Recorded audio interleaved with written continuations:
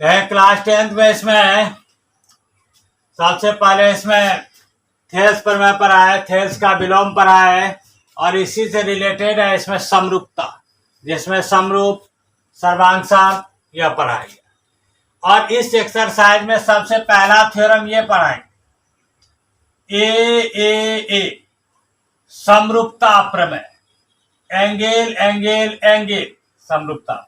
इसमें क्या था कि दोनों त्रिभुज में परस्पर तीनों संगत कोण क्या था, एक दूसरे के बराबर था। तो हमें साबित करना था कि इसकी भुजाएं अनुपातिक होता और इसलिए त्रिभुज समरूप। इसका तात्पर्य हुआ ए का मतलब कि दो त्रिभुज में संगत तीनों कोण बराबर हो तो त्रिभुज। तो ये थ्योरम तो पढ़ चुके हैं। जब ये थ्योरम पढ़ चुके हैं तो इसका मतलब हुआ अब हम इस थ्योरम का प्रयोग कर सकते हैं। जब भी हमें दो त्रिभुज में तीनों कोण बराबर मिल जाएगा तो हम दोनों त्रिभुज को समरूप कर सकते हैं, दोनों त्रिभुज समरूप होगा लिख सकते हैं। इसी पर आधारित इसमें आया एक उपप्रमेय। हम लोग ए जो ट्रिपल समरूपता प्रमेय पढ़े, इसी से रिलेटेड है ये उपप्रमेय। इसका तात्पर्य क्या हुआ, दो ही कोण है। इसका अर्थ हुआ कि यदि दो त्रिभुज के संगत दो कोण ही अगर एक दूसरे का बराबर है तब भी दोनों त्रिभुज समरूप होगा। तो समय पर इस उपप्रमेय का भी प्रयोग करते हैं तो थोड़ा सा सवाल का बनावट जो क्या होता है छोटा हो जाता है। और एक चीज याद कीजिए, अगर फिजिक्स का पहला अर्थात प्रकाश के परावर्तन और प्रकाश के अपवर्तन पढ़ेंगे तो या पढ़े होंगे तो उसमें दर्पण सूत्र, आवर्धन सूत्र प्राप्त करते समय उसमें याद कीजिए ये समरूपता उपप्रमेय का ही प्रयोग करते हैं, क्योंकि ये छोटा पड़ता है। क्या करते थे वहां, दो त्रिभुज का दो कोण बराबर करते थे और दोनों त्रिभुज समरूप हो जाता। आज ये समझेंगे इसका स्टेटमेंट भी और इसे प्रमाणित भी करेंगे। इसका प्रमाणित के लिए यह ट्रिपल ए की जरूरत है। तो पहले स्टेटमेंट इसका देखिए, यदि दो त्रिभुज के संगत दो कोण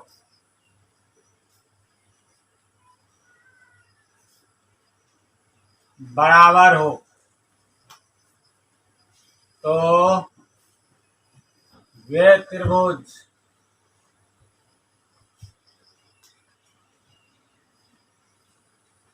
समरूप होते हैं। ये इसका स्टेटमेंट, दो कोण बराबर होने पर दोनों त्रिभुज समरूप। लेकिन ये जो पढ़े थे एक बार फिर से इसे रिपीट करवाते, ये ट्रिपल ए समरूपता का अर्थ हुआ कि त्रिभुज ए बी सी तथा त्रिभुज डी ई एफ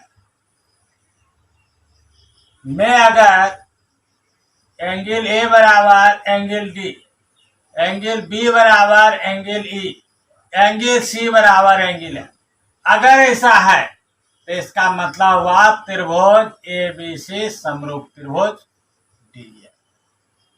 ये हमें आना चाहिए, अच्छे से माइंड में सेट हो जाना चाहिए, क्योंकि ये पढ़ चुके। यह हुआ ए समरूपता प्रमेय। इसमें क्या, इसका हेल्प लेंगे इसलिए उसको बार बार रिपीट कर रहे हैं। तो देखिए इसका त्रिभुज एक बना, इस त्रिभुज का नाम दिए ए बी सी। दूसरा त्रिभुज यहां बनाए D E F. Given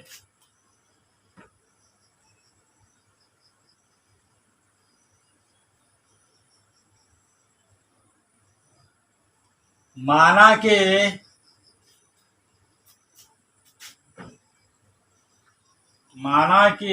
A B C तथा डी ई एफ दो त्रिभुज।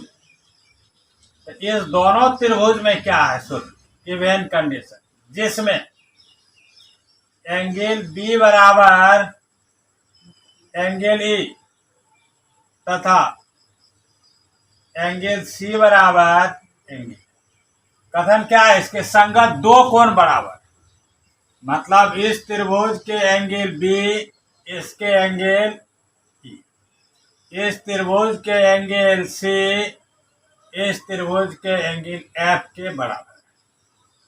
हम इसमें से सी छोड़ के ए बी ए ले सकते थे, या ए और सी ए लिख सकते, बी छोड़ सकते, इससे कोई फर्क। टू,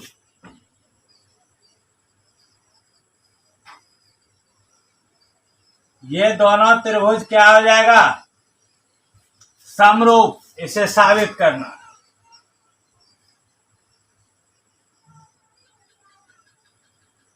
ये प्रूव कर, ये क्वेश्चन। और जब ये भी प्रमाणित कर लेते हैं तो जिस तरह तीन कोण बराबर होने पर समरूप, दो कोण भी अगर बराबर होगा तो समरूप, यही इसमें करना है, सीखना है। तो इसे भी प्रूव करते हैं।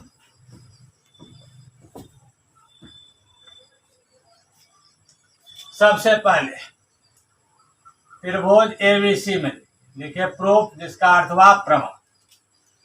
त्रिभुज एबीसी में क्या होता है, हम जानते हैं कि त्रिभुज के तीनों कोणों का योगफल 180 डिग्री। यहाँ लिख भी सकते हैं ऐसा भाषा, नहीं तो शॉर्टकट में यही काफी है, 10th क्लास के लिए स्टैंडर्ड हुआ। फिर त्रिभुज डीईएफ में, तो यह भी त्रिभुज है, तो त्रिभुज में तीनों कोणों का योगफल कितना होता है, 180।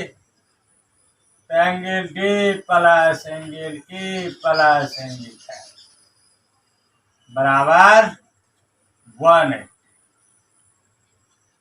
Angle D plus angle B plus angle C बराबर 180। इसे सेकेंड की, ये कैसे हुआ, तो देखिए जो दिया हुआ कंडीशन है गिवन, एंगल ई किसके बराबर है, एंगल, और एंगल एफ किसके बराबर है, एंगल सी। हम बदल सकते या उसी में बदल देते, इसमें बदल देते, तो दोनों का RHS क्या है, बराबर, तो दोनों के LHS क्या होंगे, बराबर, या दोनों घटा सकते हैं। तो इससे क्या निष्कर्ष निकलेगा, angle A plus angle B plus angle C बराबर angle D plus angle B plus angle C. मतलब यहाँ भी 180 है, यहाँ भी, इसका LHS यहाँ लिखे, इसका LHS यहाँ लिखे, दोनों बराबर है, दोनों का LHS ही बराबर। तो यहाँ एंगल बी एंगल डी बराबर एंगल सी कैंसिल। निष्कर्ष क्या निकला, एंगल ए बराबर एंगल, मतलब फिर किस जगह पहुंच गए, इससे भी यही बात निष्कर्ष निकला कि दोनों त्रिभुज के तीनों कोण बराबर। कहने का अर्थ हुआ अब कि अगर किसी दो त्रिभुज में दो कोण बराबर हो तो इसका मतलब उसके तीनों कोण भी बराबर है, इसका तात्पर्य यही हुआ। देख लीजिए इसका निकालने का तरीका। अब लिखने का यहाँ सेंस, यहाँ अब त्रिभुज एबीसी और त्रिभुज डीई है, क्या देखें कि इसका भी तीनों कोण क्या हो गया, बराबर। तो एंगल ए बराबर एंगल डी, कैसे हुआ, तो यहाँ लिख दिए proved above P, proved above, ऊपर सिद्ध किया। एंगल बी बराबर एंगल ई, यह बराबर है, कैसे कि एंगल सी बराबर एंगल एफ, यह भी बराबर है, कैसे, गिवन। आप देखिए, इसलिए ए